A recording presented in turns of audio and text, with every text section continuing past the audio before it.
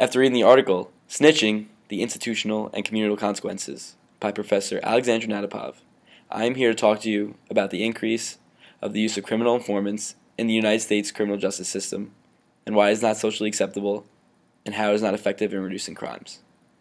An informant is a person who cooperates by providing information during an investigation. An informant will most likely receive a lesser sentence, or possibly even immunity. My first philosophical point includes that using criminal informants is a never-ending cycle on crime. Although law enforcement may be receiving information on a criminal to help make an arrest, at the same time they are allowing an individual who has committed crimes to have a reduced sentence or even possibly have the whole sentence taken away. This ideology totally contradicts itself. Nadapov states how once an informant is back on the streets, they will continue to commit crimes. This is an example of the never-ending cycle of criminal activity.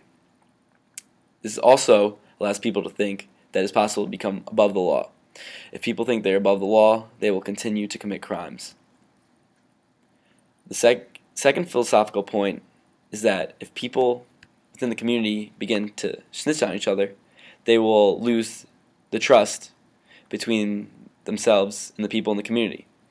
This breaks the social contract, which will raise tension between the people in the community, and when tension is raised in the community, this will lead to an increase in violent crimes such as assault, battery, or even murder.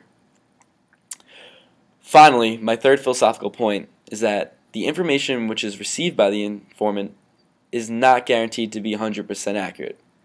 What does this say about the United States of America? Does this show that the United States law enforcement cannot do a good enough job where they have to trust people who do not follow the law in the first place to find information in order to arrest an individual? Nadapov states you are only as good as your informant.